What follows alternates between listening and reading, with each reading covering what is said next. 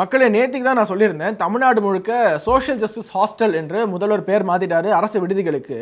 உடனே அதனுடைய தரம் உயர்ந்துருமா, மக்களுக்கு அளிக்கப்படக்கூடிய அந்த மாணவர்களுக்கு அளிக்கப்படக்கூடிய சோற்றினுடைய தரம் உயர்ந்துருமா, அந்த கூரை இடிஞ்சு விழாமல் இருந்துருமா என்று பார்த்தோம்னா கிடையாது. தயவு செஞ்சு பேர் வச்சா மட்டும் பத்தாது, சோறு வைங்க. விளம்பரத்துக்கு செலவு பண்ணால் மட்டும் பத்தாது, தயவு செஞ்சு அவங்களுக்கு தரமான உணவு கொடுங்க, பராமரிங்க என்று சொல்லி வாயை மூடலை. அதுக்குள்ளே நேற்றுக்கு திடுக்கிடம் ஒரு செய்தி, மதுரை கிட்ட ஒரு அரசு விடுதியில் மாணவர்கள் உணவு சாப்பிட்ருக்காங்க, காலை உணவு. அதுக்கப்புறமா 15 மாணவர்களுக்கு வாந்தி மயக்கமா. அதனால மீண்டும் இந்த வீடியோ வாயிலாக வலியுறுத்துவது என்னவென்றால், தயவு செஞ்சு விளம்பரத்துக்கு செலவு பண்ணுங்க, கோடி கோடியாக கூட செலவு பண்ணுங்க. ஏன்னா இந்த மாடல் ஆட்சி விளம்பர மாடல் ஆட்சி.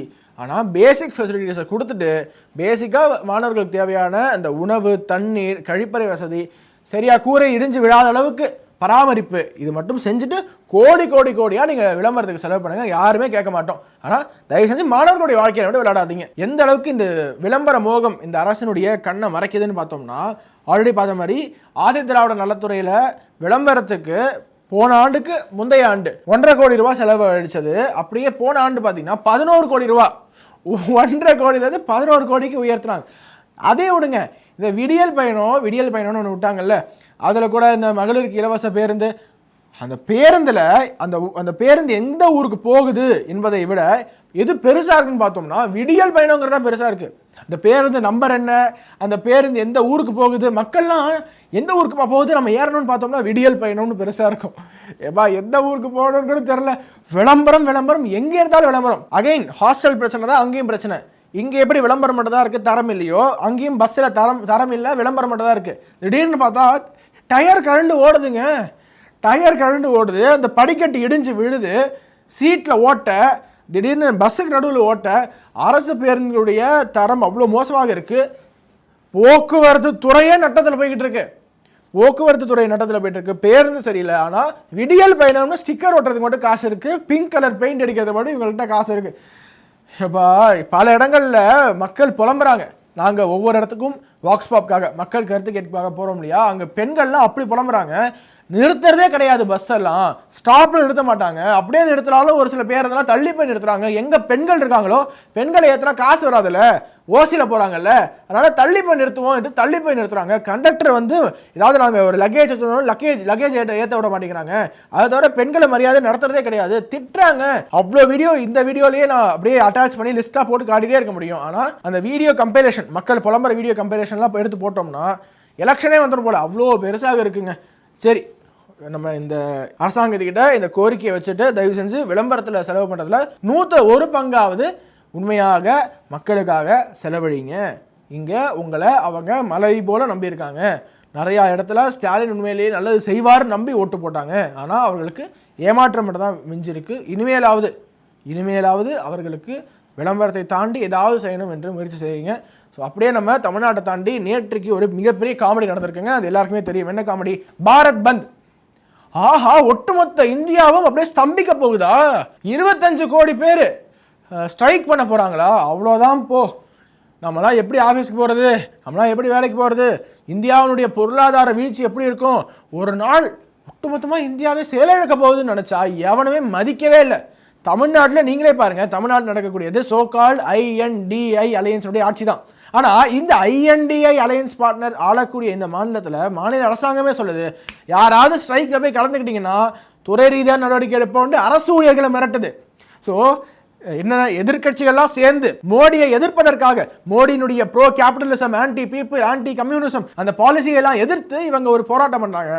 ஆனால் இந்திய அலையன்ஸ் பார்ட்னர்ஸே மதிக்கலாம் போ, எவனுமே உன்னை மதிக்கலைங்கிற மாதிரி யாருமே நேற்றுக்கு அந்த போராட்டத்தை மதிக்கவே இல்லை. எந்த அளவுக்கு போயிருக்குன்னா, உங்களுக்கே தெரியும் கேரளாவில் கம்யூனிஸ்ட் எவ்வளோ ஸ்ட்ராங்குன்ட்டு. அங்கே கம்யூனிஸ்ட் ஒர்க்கர்ஸ்லாம் சேர்ந்து ஒரு கடைகளை போகிறாங்க. ஏய், நாங்கள் பந்த் அறிவிச்சிருக்கோம், யாரா நீ கடையை திறந்து வச்சிருக்க, கடையை மூடுறா அப்படின்னு இருக்காங்க. அந்த கடையோட உரிமையாளர் இவங்களை கண்டுக்கவே இல்லை, அப்படின்னு துரத்தி விட்டாரு.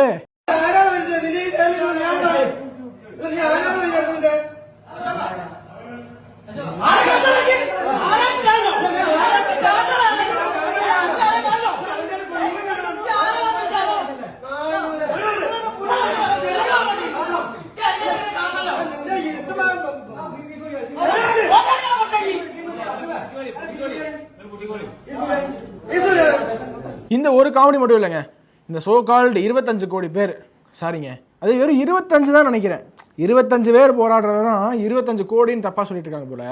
அந்த 25 பேர் என்ன பண்ணியிருக்காங்க, பீகாரில் இந்த ஆர்ஜேடி காங்கிரஸ் ஒர்க்கர்ஸ்லாம் இருக்காங்க இல்லையா, சோ கால்டு அப்போசிஷன் ஒர்க்கர்ஸ், அவங்கெல்லாம் ரயில் மறியல் போராட்டம் நடத்திருக்காங்க. ரயில் மறியலில் பேனரை பிடிச்சி நிற்கிறாங்க, ட்ராக்கு முன்னாடி பேனரை பிடிச்சிட்டு ரயில் போக விடாத மாதிரி நிற்கிறாங்க. ஆனால் ட்ரெயின் வேகமாக வந்ததில் ட்ராக் அவுட்டு நவுத்துட்டாங்க, ட்ரெயின் பாட்டு போயிருச்சு. இவ்வளவுதான் அவங்களுடைய இந்த பந்து, சோ கால்டு பந்து லட்சணம். देखिए ये ट्रेन आ रहा है, ये देखिए नारा लगा रहा है,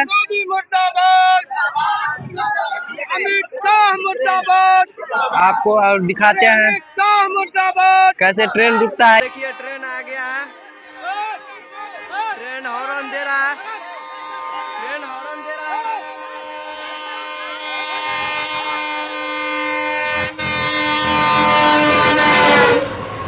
ट्रेन नहीं रोका गया, ट्रेन फुल स्पीड में था, दानापुर इंटरसिटी है। ये देखिए सब आदमी साइड हो चुका है, बट ट्रेन नहीं रुका। देखिए ये पार्टी का लोग सब है, ट्रेन को नहीं रोक पाए हैं। தமிழ்நாட்டிலையும் பார்த்தீங்கன்னா இதே மாதிரி அங்கங்கே 4-5 பேர் கூட சொல்ல முடியாது, ஒருத்தர் 2 பேர் அந்த சிவப்பு கொடியை பிடிச்சிக்கிட்டு, சிவப்பு கொடி எந்த கட்சி கொடியும் உங்களுக்கு தெரியும், அந்த கொடியை பிடிச்சிக்கிட்டு நாங்கள் வந்து ட்ரெயினை மறிக்கிறோன்னு போய் நின்றுருக்காங்க. அவர்களையும் ஒரே ஒருத்தர் தானே அப்படியே குண்டு கட்டாக தூக்கி அப்புறப்படுத்திட்டாங்க போலீஸு, ட்ரெயின் பாட்டு போயிடுச்சு. இது ஒரு ரெக்கார்ட் பிரேக்கிங்க. தமிழ்நாட்டில் இதுக்கு முன்னாடி ரயில் மறியல் என்று சொன்னால் நமக்கு என்ன ஞாபகம் வருது? ஞாபகம் இருக்கா? அந்த 4 பேர் காங்கிரஸ் கட்சியினர் ராகுல் காந்தி கொடுக்கப்பட்ட தண்டனை எதிர்த்து ரயில் மறியல் போராட்டத்தில் ஈடுபட்டாங்க. அது என்ன காமெடினா, அவங்க போக வேண்டிய ட்ரெயின் அந்த ட்ரெயின் தான், ட்ரெயின் வர்றதுக்கு 2 நிமிஷம் முன்னாடி போய் ட்ராக்ல நின்றுக்கிட்டு நாங்கள் ரயிலை மறிக்கிறோம்னு சொல்லிட்டு அதே ட்ரெயினில் ஏறி ஊருக்கு போயிட்டாங்க. இந்த மாதிரி ஒரு போராட்டத்தை எங்கேயாவது பார்த்ததுண்டா யுவர் ஆனர்? கும்பகோணம் ரயில் நிலையத்தில் காங்கிரஸ் கட்சி மாநில தலைவர் KS அழகிரி தலைமையிலான காங்கிரஸ் கட்சியினர் ராகுல் காந்திக்கு 2 ஆண்டு சிறை தண்டனை விதிக்கப்பட்டதை எதிர்த்து ரயில் மறியல் போராட்டத்தில் ஈடுபட்டனர். ஆர்ப்பாட்டம் இது ஆர்ப்பாட்டம், ரயிலை மறித்து நடக்கும் ஆர்ப்பாட்டம், தலைவர் KS அழகிரி தலைமையில் நடக்கும் ஆர்ப்பாட்டம், ஆர்ப்பாட்டம் இது ஆர்ப்பாட்டம். தம்பி கூட்டம் கூட்டமா மாநாடுன்னு கிளம்பிடுறாங்க. எங்க கிளம்புறாங்க? அங்க பாரு தம்பி, ஒரு கூட்டமே மஞ்ச கொடியோட ஆரவாரமா வர்றாங்க. அப்பேற்பட்ட ஒரு வரலாற்று சிறப்புமிக்க போராட்டத்திற்கும் சவால் விடும் விதமாக நீங்க 4 பேர் தான் நான் போராடினீங்க, நான் ஒருத்தன் தான் போராடுறேன் என்று, ஒருத்தன் ஒருத்தி என்று ஒரு சில ஆண்கள் ஒரு சில பெண்கள் ஒருத்தர் அங்கே போய் ரயில் முன்னாடி நின்றுக்கிட்டு நாங்கள் வந்து ரயிலில் மறிக்கிறோம் என்று ஒரு காமெடி பண்ணியிருக்காங்க. ஆக மொத்தம் ஒட்டுமொத்தமாக இந்த பாரத் பந்த் என்பது ஒரு ஃபெயிலியரில் முடிஞ்சிருக்கு. என்னென்னு பாருங்களேன், இப்போது பீகாரில் ஒரு இடத்துல ஆம்புலன்ஸ்க்கு கூட வழி விடாமல் நாங்கள் எதுக்கு ஆம்புலன்ஸ்க்கு வழி விடணும் என்று இந்த எதிர்கட்சி குண்டர்கள், அவ்வளோதான் அவங்களுடைய மனிதாபிமானம், அவங்களுடைய புரிதல் எல்லாமே அவ்வளோதான், ஆம்புலன்ஸ்க்கு எதுக்கு வழி விடணும்னு கேட்குற அளவுக்கு தான் இவங்களுடைய புத்தி இருக்கு. இவங்க கிட்ட ஆட்சி அதிகாரம் போனா என்ன நடக்கும்னு மட்டும் யோசிச்சு பாருங்க.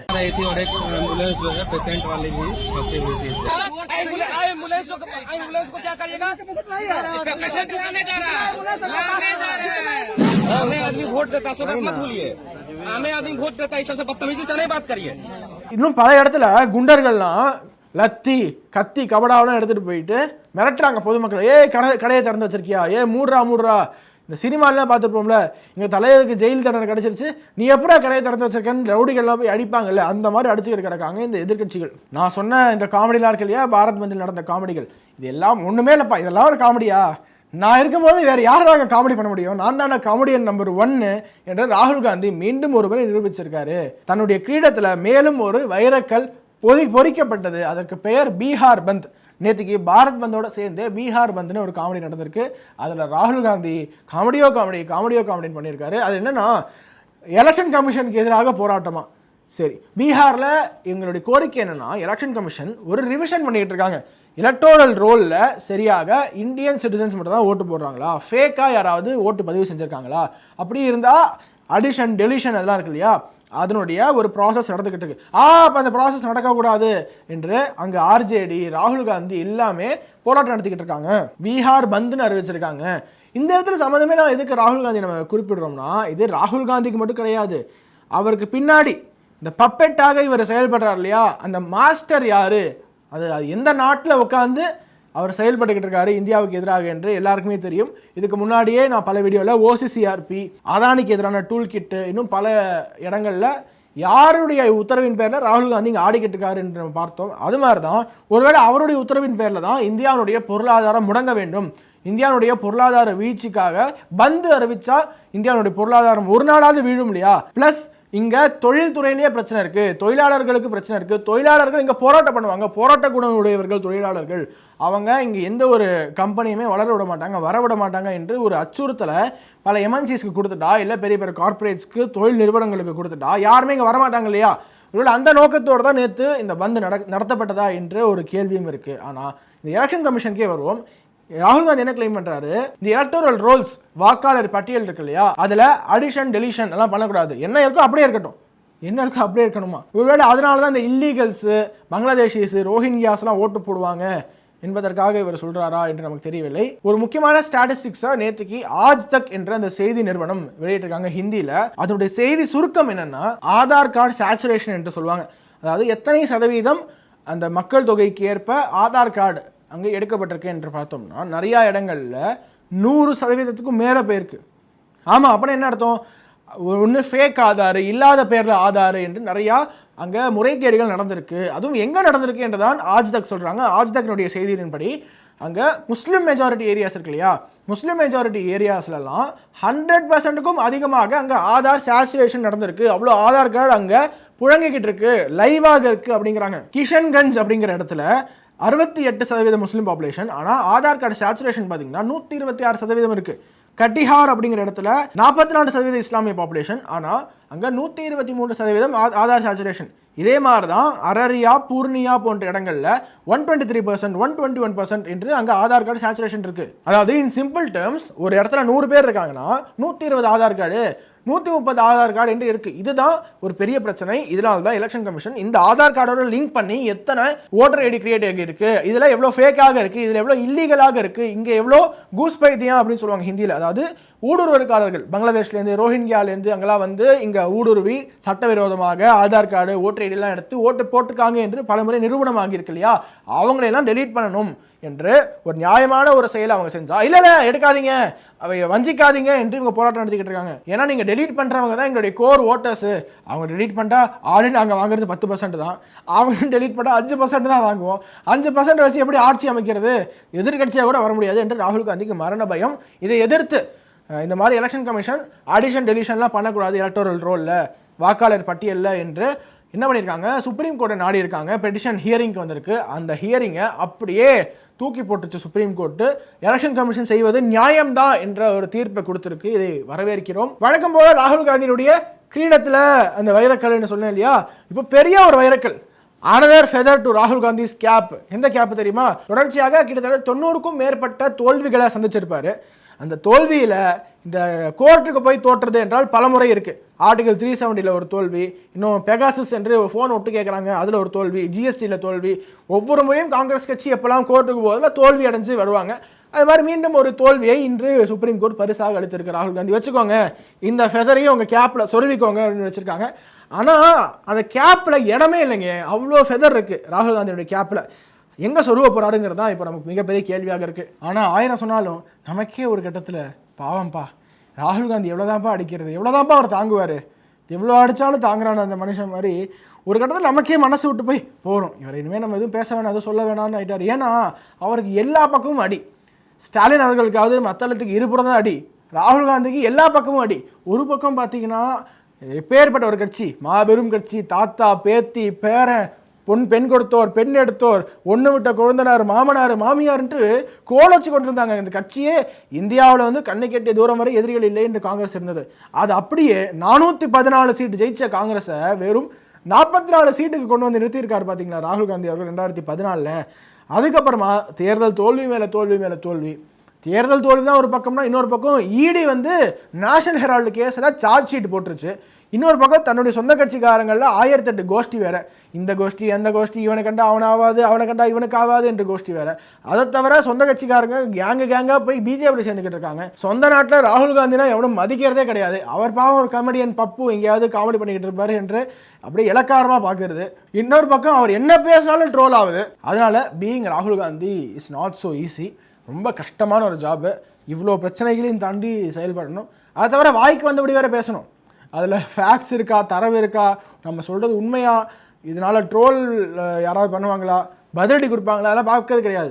அதனால தான் என்ன போய் சொல்லியிருக்காரு, முன்னாடிலாம் சீஃப் ஜஸ்டிஸ் ஆஃப் இந்தியாவுக்கு எலெக்ஷன் கமிஷனர் அப்பாயின்ட் பண்ணுறதுல ஒரு ரோல் இருந்தது என்று பேசியிருக்காரு. ஆனால் உண்மை என்னன்னு பார்த்தோம்னா, காங்கிரஸ் ஆட்சி காலத்தில் சோனியா காந்தி அவர்கள் எலெக்ஷன் கமிஷனரை நியமிச்சாங்க.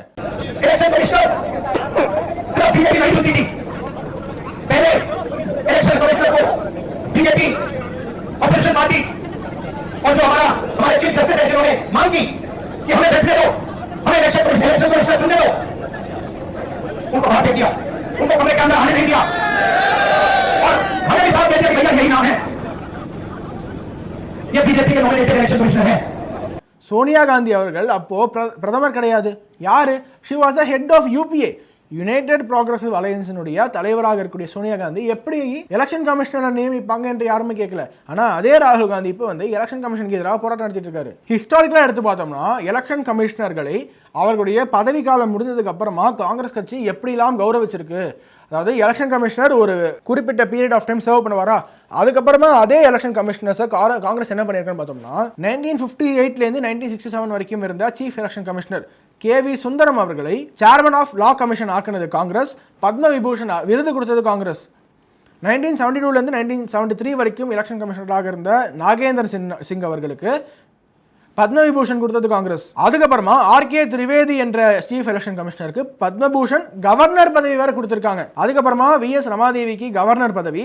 1990லேருந்து 1996 வரைக்கும் TN சேஷன் அவர்கள் சீஃப் எலெக்ஷன் கமிஷனராக இருந்தார். அவர் 1996ல் தன்னுடைய பதவிக்காலம் முடிஞ்ச உடனே 96ல் அவர் சீஃப் எலெக்ஷன் கமிஷனராக தொடரவில்லை. அதே ஆண்டு காங்கிரஸ் டிக்கெட்ல, காங்கிரஸ் சீட்ல 96 எலெக்ஷன்ஸ்ல ஃபைட் பண்றாரு.